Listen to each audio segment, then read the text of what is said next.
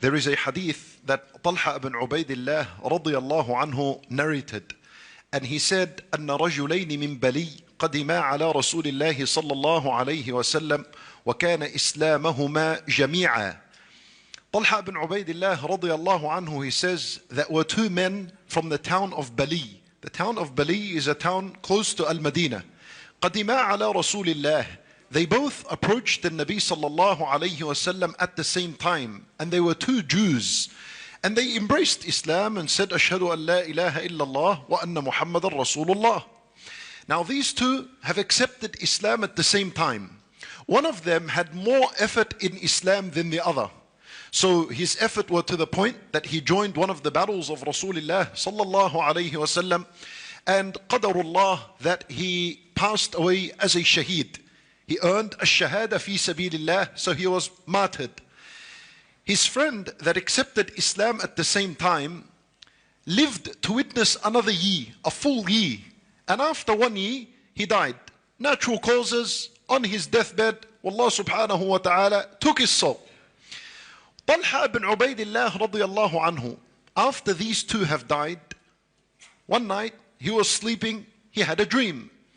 In his dream, he saw himself and these two people, these two companions, standing outside the door of the paradise. And an angel comes and he calls the one who died 1 year later. You know, the one who just died on his bed, natural death? He was called into the paradise first. Talha ibn Ubaidillah is there, he can see this in the dream. So he was called in and admitted to the paradise first. And then the angel came out and he called the one who was martyred fi sabilillah, and he was admitted into the paradise second.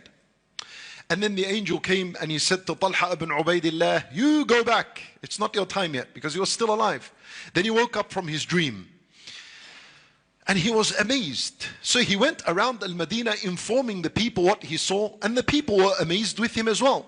What is surprising in the hadith, that how could this person who died naturally enter the paradise first before a shaheed fi sabilillah? And now we all know what special gifts Allah Azza wa Jal gives a shaheed. How can this person who died on his bed naturally enter the paradise before a shaheed? And so some people would think, you know, what's the big deal? At the end of the day, they both entered the paradise. There's always a big deal about the one who comes first in something. You know, in school, the majority of the class passes the exam, but it's always about who came first, so that he gets the medal. Who came first in the race? He gets the medal. The one who's first to buy the new product of Apple or Samsung, the one who's first to buy the product, he's the one who's interviewed, and he's the one who's asked, and he's given a special earning and a rank among the people. So there's always something special about coming first in something. So this man entered the paradise first. The Sahaba see it as a big deal. So they ended going to Rasulullah sallallahu alayhi wasallam, and they narrated this dream onto him. When Nabi sallallahu alayhi wasallam saw the amazement on their face, and he said to them, Min ayyi dhalika ta'jabun? What are you surprised? What are you all amazed by? So they said to him, obviously, how did this person enter before a shaheed? فالنبي صلى الله عليه وسلم said to them, أليس قد مكث هذا بعده سنة? Didn't the one who died naturally live 1 more year after a shaheed? They said yes.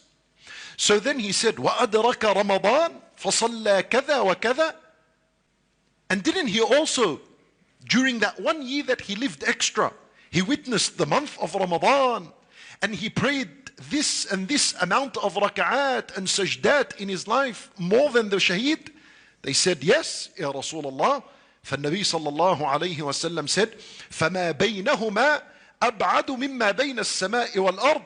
He said that the distance between him and the shaheed is the distance between the heavens and the earth. That's the kind of rank this man earned in the paradise, because he lived 1 year more than his friend to witness Ramadan and to pray such and such amount of raka'at and sujood for Allah subhanahu wa ta'ala. Wal hadith sahih, and it is in Ibn Majah rahimahullah. So the idea is, we're learning from this hadith that it is a golden opportunity whenever Allah subhanahu wa ta'ala gives life for a person to live and to witness yet another Ramadan. لأن this is an opportunity that you may be elevated ranks with Allah subhanahu wa ta'ala.